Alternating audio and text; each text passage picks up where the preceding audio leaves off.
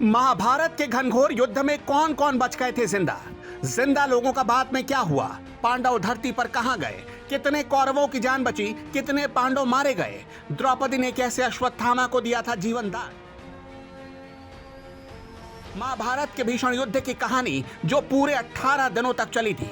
इन 18 दिनों में ऐसा हुआ कि धरती रक्तपात से वीरान हो गई, नदियां लाल हो गई। महाभारत के इस भीषण युद्ध में 18 अक्षौहिणी सेना ने हिस्सा लिया। एक से बढ़कर एक धुरंधर और पराक्रमी योद्धा इस युद्ध में शामिल हुए। लाखों सेना इस युद्ध में मारी गई। एक अक्षौहिणी सेना का मतलब होता है 21,870 रथ, 21,870 हाथी, 65,610 घुड़सवार और 1,09,350 पैदल सैनिक। ऐसी 18 अक्षौहिणी सेना लड़ने उतरी थी। इनमें कौरवों की तरफ से 11 अक्षौहिणी सेना और पांडवों की तरफ से 7 अक्षौहिणी सेना लड़ रही थी।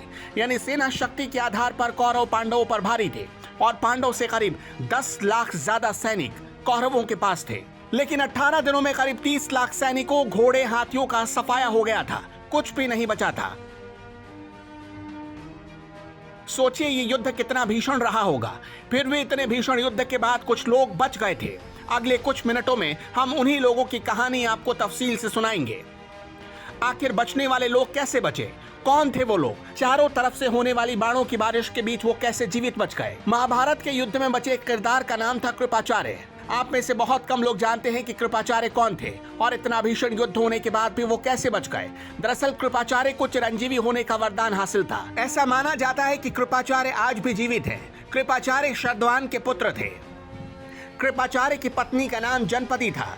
जनपदी इंद्रलोक की तरफ से भेजी गई अप्सरा थी, जिन्हें भगवान इंद्र ने पृथ्वीलोक पर ऋषियों की तपस्या भंग करने के लिए भेजा था।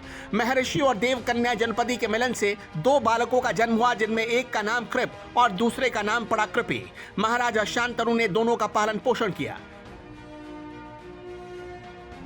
महाभारत के जीवित बचे किरदारों में से एक थे अश्वत्थामा। दरअसल कृप की बहन कृपि का विवाह द्रोणाचार्य से हुआ। द्रोणाचार्य और कृपि का एक पुत्र पैदा हुआ जिनका नाम था अश्वत्थामा। गुरु द्रोणाचार्य और उनकी पत्नी कृपि ने तमसा नदी के तट पर तपकेश्वर नाम के शिवलिंग की घोर तपस्या की थी और इसी तपस्या से खुश होकर उन्हें भगवान शिव ने अपने शक्तियों के अंश से एक पुत्र होने का आशीर्वाद दिया। अश्वत्थामा के माथे पर एक मणि थी जिसकी वजह से वो बिना थके हुए लंबे समय तक युद्ध कर सकते थे। गुरु द्रोण को लगने लगा कि उनके पुत्र की इन्हीं विशेषताओं के कारण कोई कभी उन्हें हरा नहीं पाएगा। इसलिए एक बार पांडव अश्वत्थामा को पकड़कर द्रौपदी के पास ले गए। अश्वत्थामा को अपने पापों के बारे में जानकारी थी, लेकिन उसकी हालत देखकर द्रौपदी का मन पिघल गया। द्रौपदी ने पांडवों को उसका वध करने से रोक दिया।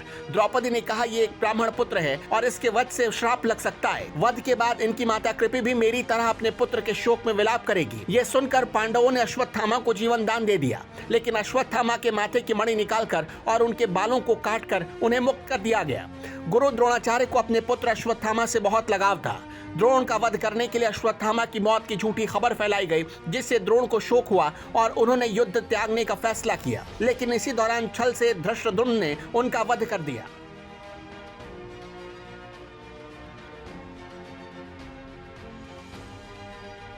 महाभारत में एक और किरदार जो जिंदा बच गए, उनका नाम है वृषकेतु। कर्ण ने 2 शादियां की। पहली पत्नी थी रुशाली और दूसरी पत्नी का नाम सुप्रिया था। रुशाली और सुप्रिया से कर्ण के 9 पुत्र हुए। वृषकेतु कर्ण का दूसरा पुत्र था जो महाभारत युद्ध के बाद भी जीवित रहा। कर्ण की मौत के बाद उनकी पत्नी रुशाली कर्ण की चिता के साथ सती हो गई।